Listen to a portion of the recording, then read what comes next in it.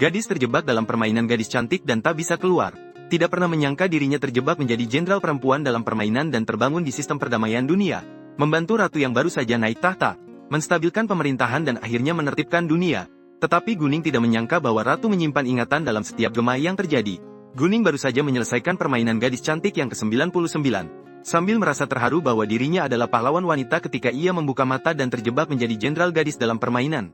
Untungnya, panel sistem juga ikut terjebak. Pelayan tidak menyangka Tuan Gu akan memainkan alur cerita baru yang puitis ini. Tak heran, tuannya memang memiliki banyak cara bermain. Dia dengan diam-diam membuka kancing pakaiannya. Setelah semuanya jelas, Guning menendangnya keluar dengan satu kaki. Identitasnya saat ini adalah pemimpin Jin Yiwei dari dinasti Qing. Kaisar sebelumnya meninggal 2,5 bulan yang lalu. Dengan pengaturan Perdana Menteri dan Menteri. Setelah ratu naik tahta, dia benar-benar menjadi boneka. Dan setelah satu batang dupa, banyak pembunuh akan melancarkan serangan. Ada 3 pilihan di depan. Sebagai orang Kanam, Guning memilih untuk aman. Memilih untuk memberitahukan pasukan terlarang. Pergi bersama pasukan terlarang untuk meredakan pemberontakan. Karena waktu yang mendesak, Guning langsung mengangkat tirai pintu pemimpin pasukan terlarang. Tak disangka pemimpin dalam permainan begitu cantik. Tapi untungnya dia adalah wanita yang mengejar karir. Si Yun menyuruh seseorang mengusirnya. Ada pembunuh yang ingin membunuh sang permaisuri. Kau segera bawa pasukan terlarang bersamaku untuk menjaga keselamatan. Si Yun mengirim seseorang untuk mengusirnya. Karena asalnya adalah iblis di dalam warna. Sudah terjerat dengan pihak lain selama 3 bulan penuh. Akibatnya, si Yun pada awalnya tidak percaya pada kata-kata Guning. Pada saat itu, terdengar suara keras dari arah istana. Ternyata pembunuhan itu memang terjadi. Drama ini telah membuang banyak waktu. Sekarang mungkin sang permaisuri sudah dingin. Sepertinya pilihan pertama adalah salah.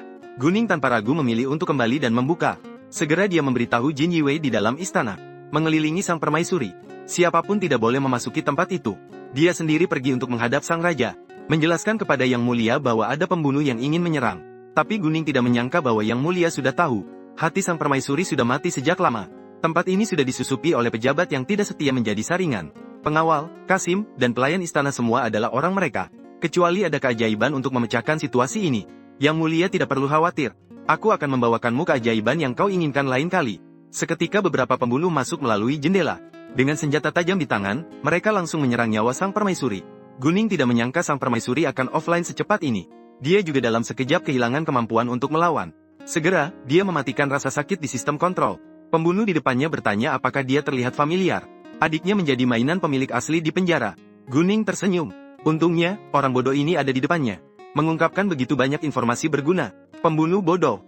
Sampai jumpa lagi. Nama saya Jiang Mingyu. Aku bermimpi. Mimpi bahwa hari ini adalah hari kematian saya. Sebagai raja, saya hanya bisa menunggu kematian. Betapa konyolnya ini. Namun semua ini harus berakhir. Saat itu terjadi keributan di luar. Wakil pemimpin Jin Yiwei datang untuk melaporkan. Yang Mulia tidak perlu khawatir. Krisis telah meredah. Sementara itu, Guning melihat ke depan. Pembunuh yang menghabiskan 2 kali kesempatan mereka. Mulai menyerang satu tempat. Hanya kamu yang ingin memakan daging dan darahku. Jika berani, ayo yau. Saat itu, Xiao Hua datang untuk memberitahu.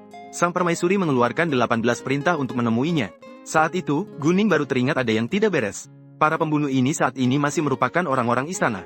Dia langsung menyelesaikan masalah ini dengan garang. Namun, sang permaisuri tahu bahwa dia akan dibunuh. Hal semacam ini seharusnya tidak menjadi masalah besar. Pemimpin Jin Yiwei, Guning, menghormati Yang Mulia. Pengabdi, jasamu dalam melindungi kami sangat berharga. Aku akan sangat memberi hadiah padamu. Guning diam-diam merasa tidak enak. Mengapa permaisuri terlihat seperti orang yang terpesona? Pengabdi, apa ekspresi ini? Apa mungkin aku terlihat sangat jelek? Jiang Yueling yang bersiap berdiri secara tidak sengaja menginjak tempat kosong. Dia menggunakan jurus legendaris jatuh di tanah. Tanpa peringatan, kedua orang itu saling menggenggam jari. Yueling seketika merasakan sesuatu yang sangat lembut. Tentu saja itu adalah tangan Guning. Guning yang kembali sadar langsung berlutut. Yang Mulia, tenangkanlah kemarahanmu. Guning yang hanya ingin menyelamatkan diri segera melarikan diri. Mati di tangan permaisuri tidak memiliki fungsi gemah. Dikatakan bahwa Guning adalah iblis dalam cinta. Apakah ini adalah taktik untuk menangkap dan kemudian melepaskan? Permaisuri tidak mengerti mengapa dia pergi begitu saja. Dia mencium tangannya yang baru saja bersentuhan dengan Guning. Rasanya seperti bunga plum. Penampilan fisik Ningning mirip dengan bunga plum. Namun, sang permaisuri